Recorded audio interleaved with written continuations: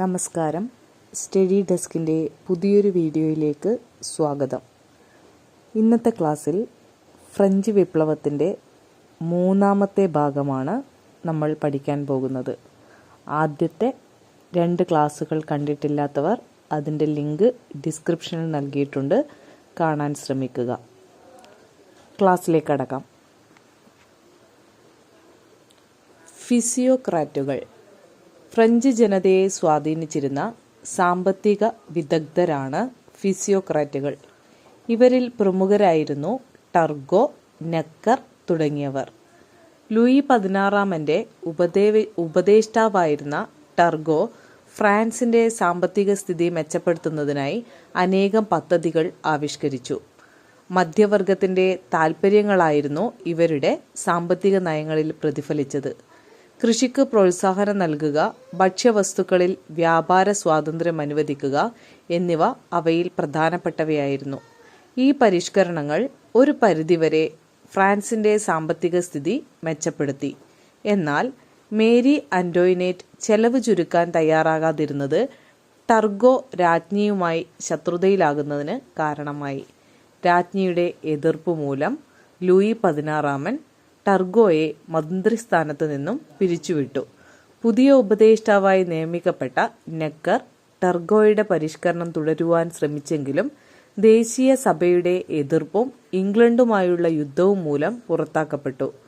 തുടർന്ന് അധികാരത്തിൽ വന്ന രാജാവിന്റെ ഉപദേഷ്ടാക്കൾക്കും ഫ്രാൻസിന്റെ സാമ്പത്തിക സ്ഥിതി മെച്ചപ്പെടുത്തുവാൻ സാധിച്ചില്ല. ഗത്യന്തരമില്ലാതെ നെക്കറെ തിരികെ വിളിക്കാൻ രാജാവ് നിർബന്ധിതനായി. ഫ്രാൻസിന്റെ സാമ്പത്തിക സ്ഥിതി അതീവ ഗുരുതരമാവാൻ കാരണങ്ങൾ ഫ്രാൻസിലെ ബൂർബൻ രാജാക്കന്മാർ, പുരോഹിതർ, പ്രഭുക്കന്മാർ തുടങ്ങിയവർ നയിച്ച ആഡംബര ജീവിതവും ധൂർത്ത് യുദ്ധങ്ങൾ തുടങ്ങിയവയാണ്. കൂടാതെ തുടർച്ചയായ വരൾച്ചയും കൃഷിനാശവും അമേരിക്കൻ സ്വാതന്ത്ര്യ സമരത്തിൽ കോളനികളെ സമ്പത്തും സൈന്യവും നൽകി ഫ്രാൻസിലെ ഭരണാധികാരികൾ സഹായിച്ചതും ഫ്രാൻസിന്റെ സാമ്പത്തിക സ്ഥിതി അതീവ ഗുരുതരമാക്കിയവയാണ്. എസ്റ്റേറ്റ് ജനറൽ സമ്മേളനം 18-ാം നൂറ്റാണ്ടിൽ ഫ്രാൻസ് അഭിമുഖീകരിച്ച കടുത്ത സാമ്പത്തിക പ്രതിസന്ധി തരണം ചെയ്യാൻ പുതിയ നികുതികൾ ചുമത്തേണ്ടത് അനിവാര്യമായി മാറി. 1789 ഇതിനായി നെക്കറിന്റെ നിർദ്ദേശപ്രകാരം ലൂയി 16 ഫ്രഞ്ച് പാർലമെന്റായ എസ്റ്റേറ്റ് ജനറൽ വിളിച്ചു ചേർക്കാൻ തീരുമാനിച്ചു. 175 വർഷങ്ങൾക്ക് ശേഷം വീണ്ടും എസ്റ്റേറ്റ് ജനറൽ വിളിച്ചു ചേർക്കാൻ തീരുമാനിച്ചപ്പോൾ അതിന്റെ സംഘാടനത്തെ സംബന്ധിച്ച് തർക്കങ്ങൾ ഉടലെടുത്തു. ഫ്രഞ്ച് സമൂഹത്തെ പോലെ എസ്റ്റേറ്റ് ജനറലും 3 വിഭജിക്കപ്പെട്ടിരുന്നു. 3 എസ്റ്റേറ്റുകളും പ്രത്യേകം ഹാളുകളിലാണ് സമ്മേളിച്ചിരുന്നത്.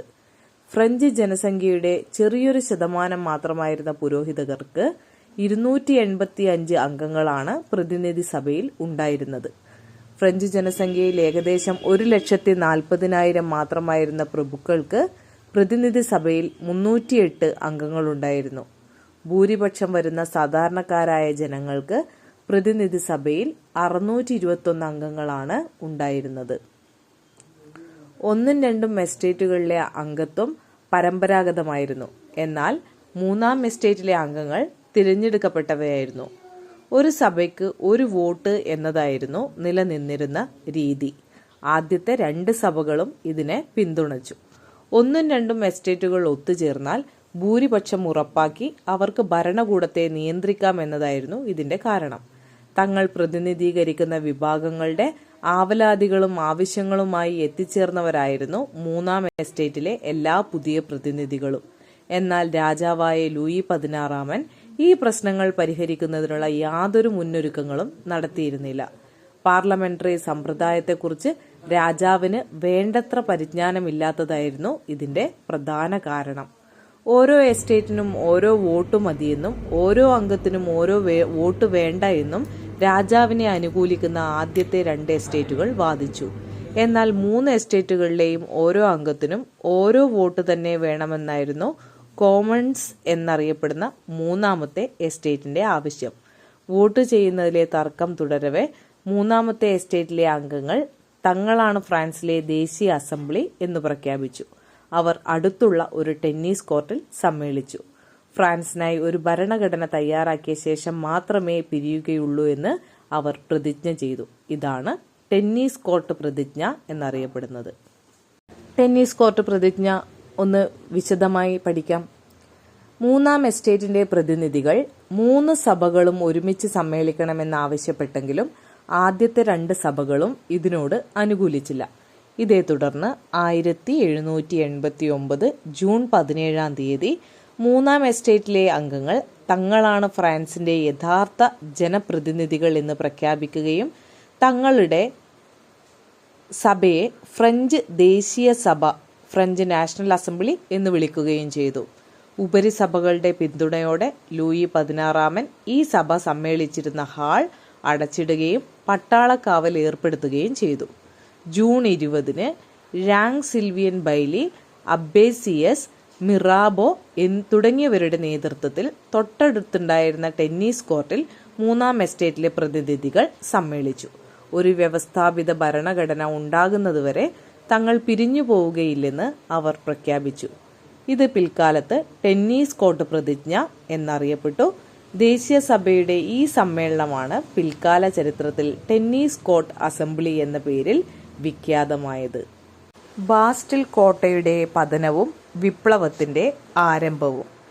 ലൂയി 16 രാജാവ് തന്റെ ഉപദേഷ്ടാവായിരുന്ന നെക്കറെ സ്ഥാനഭ്രഷ്ടനാക്കുകയും പാരീസ് വിട്ടുപോകുവാൻ ആജ്ഞാപിക്കുകയും ചെയ്തു എന്ന വാർത്ത കാട്ടുതീ പോലെ പടർന്നു.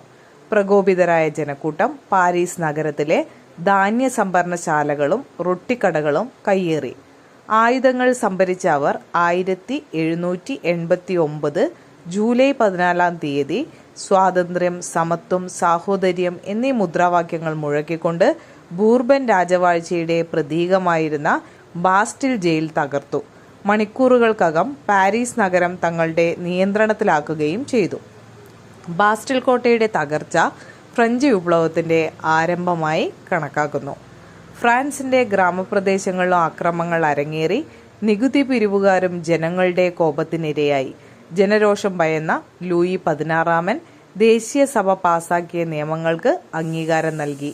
ഫ്രഞ്ച് വിപ്ലവത്തിന്റെ സ്വാധീനത്തെക്കുറിച്ച് ഫ്രാൻസ് തുമ്മിയാൽ യൂറോപ്പിനാകെ ജലദോഷം പിടിക്കുമെന്ന് അഭിപ്രായപ്പെട്ടത് ആസ്ട്രിയൻ ഭരണാധികാരിയായിരുന്ന മെറ്റർനിക്കാണ്. ദേശീയ സഭ നിയമനിർമ്മാണം വഴി നടപ്പിലാക്കിയ ചില പരിഷ്കാരങ്ങൾ: അടിമത്തം നിർത്തലാക്കി, പ്രഭുക്കളുടെ പ്രത്യേക അധികാരങ്ങൾ എടുത്തുകളഞ്ഞു, ജനങ്ങൾ കത്തോലിക്ക സഭയ്ക്ക് നൽകേണ്ടിയിരുന്ന കരം നിർത്തലാക്കി, അധികമായി ചുമത്തിയിരുന്ന നികുതികൾ റദ്ദാക്കി. ഫ്രഞ്ച് വിപ്ലവവുമായി ബന്ധപ്പെട്ട് വരുന്ന മറ്റ് പ്രധാനപ്പെട്ട കാര്യങ്ങൾ അടുത്ത ക്ലാസ്സിൽ പഠിക്കാം. ഈ വീഡിയോ നിങ്ങൾക്ക് ഉപകാരപ്പെട്ടുവെങ്കിൽ ലൈക്ക് ചെയ്യുവാനും ചാനൽ സബ്സ്ക്രൈബ് ചെയ്യുവാനും മറക്കരുത്. Thank you.